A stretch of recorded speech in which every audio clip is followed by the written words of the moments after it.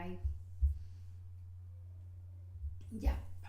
Hello everybody, how are you all doing? I am Dr. Padmavati Tungaturthi from Teachconnect.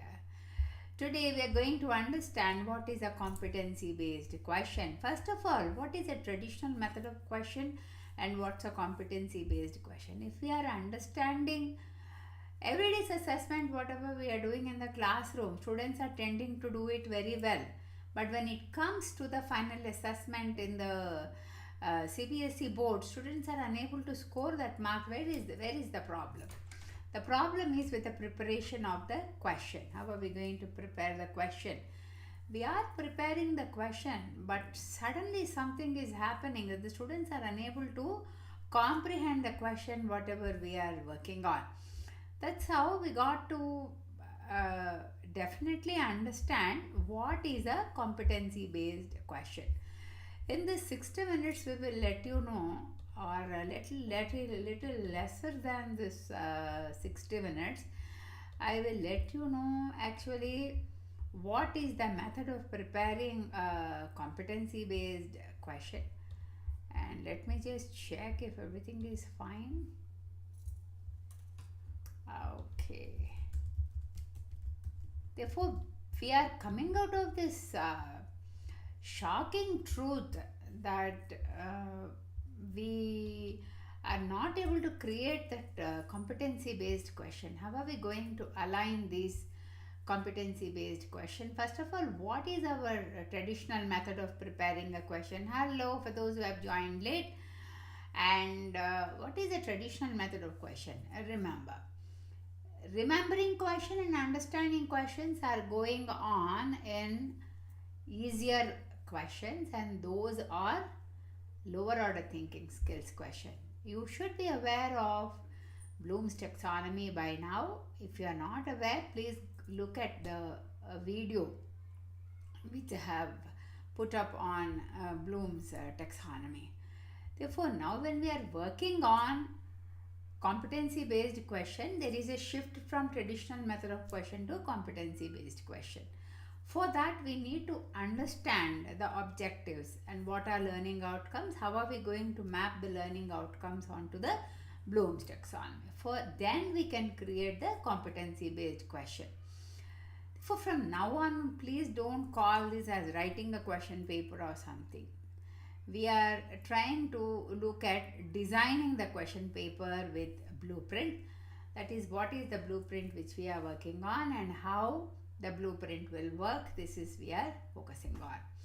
Then the designing of a question paper, for everything the learning outcomes is the top reaching point. We got to descend every information from the learning outcome. For that, we need to understand where we find the learning outcomes, where are the learning outcomes available. First of all, what is Bloom's taxonomy? What are the verbs which are associated with Bloom's taxonomy? How are we going to understand the blueprint? What is it we are going to reflect? I sincerely wish that you reflect on every 5 minutes while you are understanding this webinar. 5 minutes. Every 5 minutes, write down one sentence, what is that you have learnt from. Therefore, NEP 2020 demands that 50% of the question paper must be prepared on competency based question. Therefore, we need to have a checklist, right? Are we really preparing questions wherein we can have those competencies, and what are the examples which we can give, and how are we understanding the competency based question? Okay.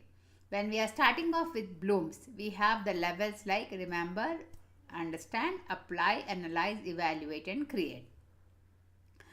From remember and understanding, if you are going to give a question, the verbs which are used, we are going to call it an easier question. The middle order thinking skills are apply questions which are application based only.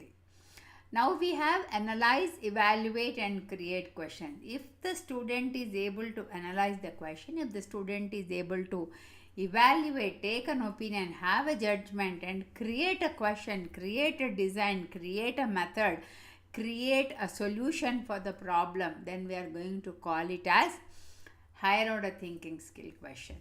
But competency-based questions, when you are looking at analyze, evaluate, and create, we also need to work on case-based questions, source-based questions, as well as evidence-based questions.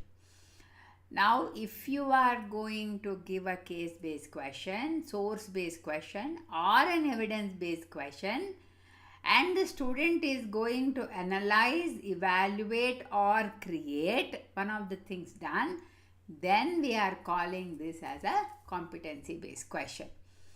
It is not difficult for a student to understand what is a competency-based question, or for a teacher to prepare a competency-based question, but it is only the restructuring and understanding. Now, what's a case-based question? Case-based questions are those questions wherein we pick up a scenario and we give. That is, we can create our own scenario, like in our school last year when there was a sports day. That means the sports day may not or may have been occurred. We're going to create a scenario. That is what we call as case-based question. The source-based question is for sure the event must have happened, or if we are going to pick up a story from some other textbook, or if we are going to prepare anything, any short material from anywhere, then we are going to give that as source-based question. Now, what is an evidence-based question? If you pick up right now parallelly, if you are looking at CBSE sample question paper for grade 10, you will definitely understand that there are questions where there are case-based questions, there are source-based questions, wherein we lift up cases from somewhere else where the already written material, maybe we are talking about newspapers or the as resources, or we are talking about a video, because video can't be placed on a question paper. We can convert the content into a script and we can give them. That is a source-based question. Now, when we are talking about evidence-based question, evidence-bases are those things wherein there is a graph must occur. That means the evidence is already, the data is there available. We are going to pick up that data. Like we are going to pick up the data about how much of electricity is being used in different states in India, and what is that power consumption level. If we give such real question, those are called as competency-based question. Out of this, the student is supposed to make a judgment, give his opinion, and we are looking for a voice for them to look at the question. There may be many answers, many different answers also, but we are looking for the probable solutions what the child is going to give an opinion. For this, the context is very important. The clarity in the context is important. What is it you actually want the student to give an opinion on? What is it you want the student to frame a solution for? Why are you asking for a solution? What is that solution you want them to do? That's how a competency-based question needs to have a context from which topic you are preparing, and therefore we also need to have the solution for this. For example, I'll give you something like photosynthesis, which is very easy and everybody, irrespective of the subject, will know about photosynthesis. If at all, if it is a photosynthesis, the traditional questions where we used to learn previously could be, traditional question should be define photosynthesis. This is a simple question. This is how we give. Such a question where it falls under remember and understand is called an easy question, and that is a Bloom's lower order thinking skill question. Now, what happens? The child will definitely give the total answer as to what is a question, how we are having a definition of photosynthesis. And now, if you are giving an application question, that is the middle part of it, and why is photosynthesis important for survival? Now, when we know that when the student is able to understand that oxygen is liberated, given out when photosynthesis occurs, we are taking a cue from the point where oxygen is being given out, and that is required for the survival. That's how the benefits from the application are supposed to be connected to the context. Okay, that's what we call as application question, wherein this, anytime when you give an application question, we got to consider that as average level question. That's how we can talk to the parents also and let them know that any question which is an application level question is called as a middle order thinking skill question, that is considered to be an average level question.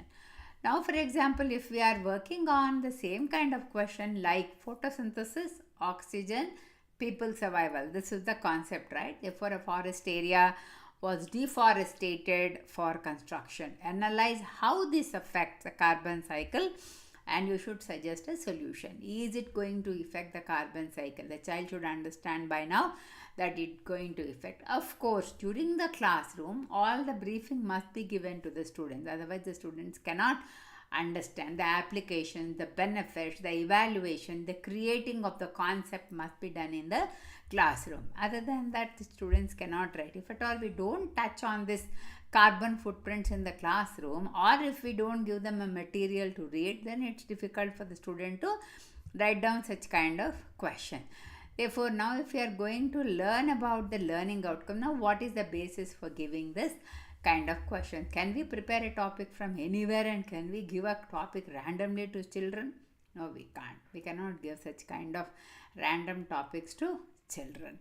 We have a CBSE teacher resource booklet wherein there is learning outcome. I'm not a little tech savvy, so I want to place it after the complete webinar. Please look at the description box later. Therefore, we can definitely look at what is a teacher resource booklet. That one we will see that we post it as a link in the description box. That is not authored by me. That is authored by CBSE. That is NCERT published booklet wherein National Education Policy all is come into picture, and the center part of it, that is A intersection B intersection C, is the teacher resource booklet. In that booklet, every class, every grade, there are learning outcomes being published, and those learning outcomes are to be achieved.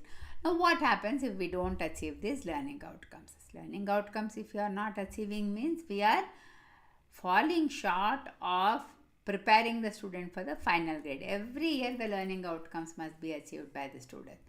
The learning outcomes have to be achieved by the student. That's how.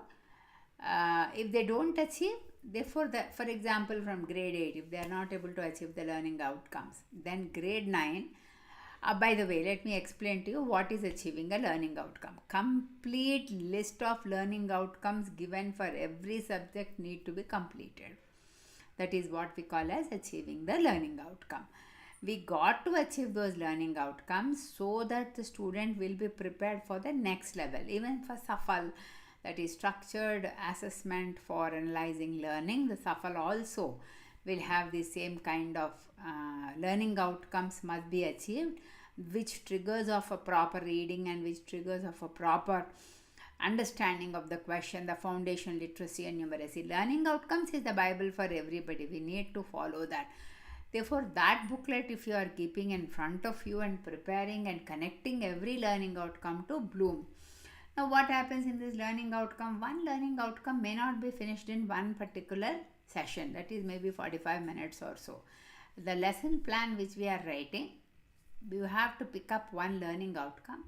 In that, create specific learning outcomes and see that you write down those learning outcomes and specific learning outcome. Those specific learning outcomes will become the aims for your topic for the day for teaching it. That's how learning outcomes are very important. It is not connecting the textbook to learning outcomes. You have to connect the learning outcomes to the textbook. Whatever book you are using, the ultimate achievement must be done by the learning outcome. Now come on, you can open a learning outcome which is in the learning outcome resource booklet, and from there you have to connect every learning outcome to Bloom's taxonomy. As I have told you, the Bloom's taxonomy will be remember, understand, apply, analyze, evaluate and create.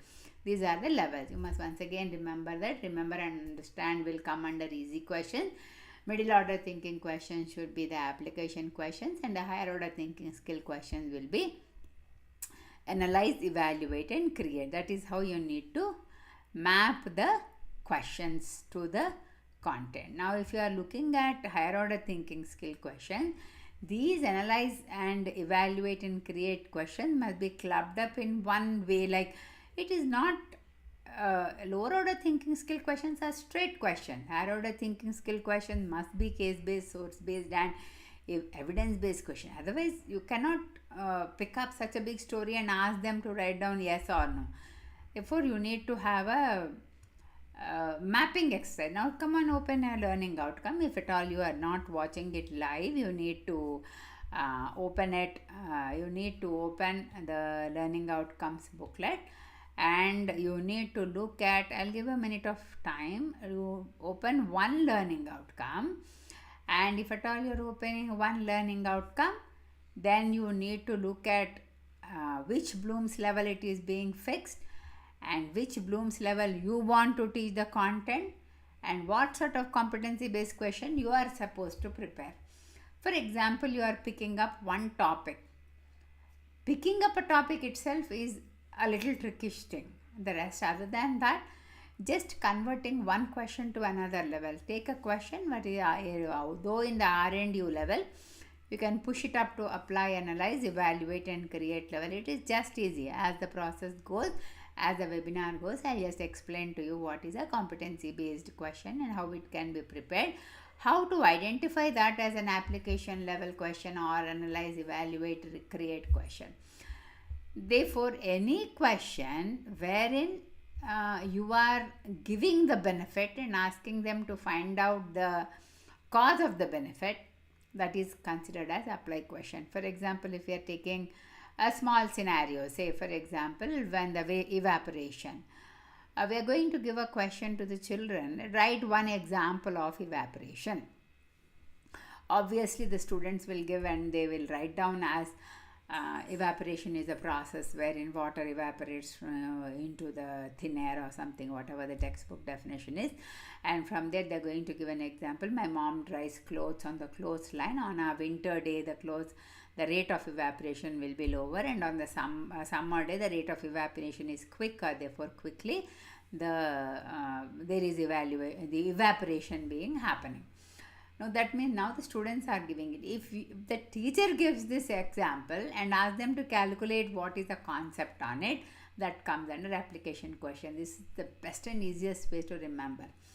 That means, see, for example, I'll give another example. Like we want to ask the students to write down the benefits of meditation.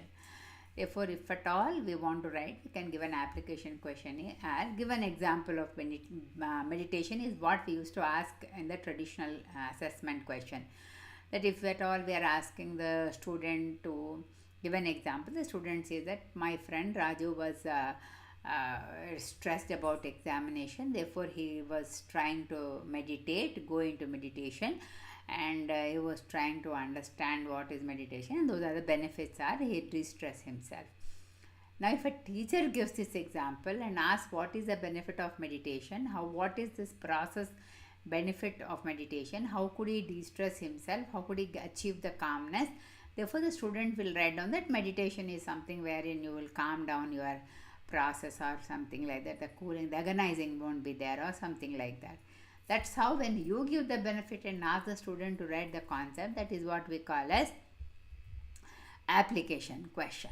For whenever you write an analyzing question, say for example, if you are giving an analysis question, you're going to separate the concept into various parts and attach the learning to it. That is what is analysis. For example, if we are having all a clubbed up, say wet waste and dry waste, a laundry list of wet waste and dry waste. Therefore, we can ask the students to separate wet waste and dry waste. They are analyzing what is wet waste and dry waste. That means in the classroom, they must have learned what is wet waste and what is dry waste, and here they are learning what is a wet waste. Therefore, how are they going to separate? How is wet waste used? How is dry waste used? The recycling concepts come into picture. This is how a conceptual based question can be prepared. You can either create a case, or you can either create a source, or you can either ask the students to prepare that evidence based question. Just as you have a flyer coming out, say for example, you give that flyer in the newspaper and ask them to decode the information about it.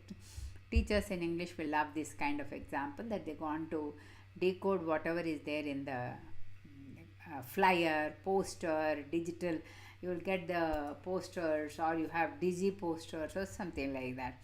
For such kind of separation, evaluation and creating questions are those questions wherein the student is going to create a solution. For example, we know a few benefits of wastewater management. What is that novel way of giving that wastewater management is what we got to create, or we're asking the students to draw the content. Therefore, if they're drawing a picture, they're going to create something very new. This is what we call as creating. Now, the teachers are also creating the question paper. The question must be there, but the teachers are compiling them in a novel way, trying to understand them in a novel way. That's how the competency-based question paper can be prepared. Therefore, there is a Bloom's taxonomy verb list also. Later in the chat box, I would like to paste that Bloom's taxonomy list that you can find out, and you can look at the verb and you can identify whether it falls under apply, analyze, evaluate and create level. Therefore, majorly for you, two important things are there to learn. First one is, what is a competency-based question? Definitions of case-based, source-based and evidence-based questions. Which falls under which category? That is one sort of thing which is available. And the next thing can be Bloom's taxonomy. If you cannot map the learning outcome to the Bloom's taxonomy, first better learn that. If you are able to learn, otherwise you can call my office number 93982-20032. That number 93982-20032. If at all, let me see if I can check it. Yeah. Okay, whatever. Okay, 93982-20032. We can call that number and you can ask for my help. I will definitely be available. And that's how the analyze, evaluate and create questions can be prepared. For example, I'll ask you a small question. The learning outcome says, explain the interdependence of plants and animals. It is just an apply question. Explain the interdependence of plants and animals. Now, if you want to give a competency-based question, I want to take up a small case saying that Ria noticed fewer bees visiting flowers in her garden. Analyze how this change may affect fruit production and suggest two solutions. Two solutions you are supposed to suggest. You are going to give very specifically only two solutions, because if the child knows many solutions, child can keep on writing the solution. That's very tough for the child, because the child will be agonized. Therefore, now you can pause the video, and if at all you are watching it later, you have to pause the video and you got to learn to take up a learning outcome, and you got to take up the Bloom's taxonomy to which level you are watching, which level you are mapping it, and write a question and justify. You have to, if at all you want to go to a competency based question, you should definitely go into case based, source based as well as evidence based question. Without that, it is very difficult. Now, what's a blueprint? How many questions are to be prepared for a blueprint? What is the real skeleton work of a blueprint? This is needed for student, because if at all you are preparing a blueprint that will work exactly with like a skeleton, that will take up in the next week, because that is a little a deeper topic to go, and all cannot go in one way or at a one go. Therefore, first finish off looking at learning outcome, then looking at Bloom. Wait for next week. I'll try to create one more video, or this live also will work well. That's how you can work on competency based question. Now, how to create that blueprint, that will postpone until next week. Please pause this video, look at this video, watch this video again and again, and every 5 minutes stop my video and then write down what is that you have learned. This is how we can frame with clarity, with enough clarity. We can prepare the context, clarity, evidence case based and source based question. That's how we will complete the competency based question. This forms 50% of the question paper. The rest of the 50% is very easy, like 20% for the remember and understand, and 30% for the application for question. If all you have any doubt, please write that doubt in the chat box. I'll definitely be there for you to handhold. Thanks for watching and namaste. I am Dr. Padmavati Tungaturthi from Teachconnect. This is a small part of the information for competency based question. Thank you so much.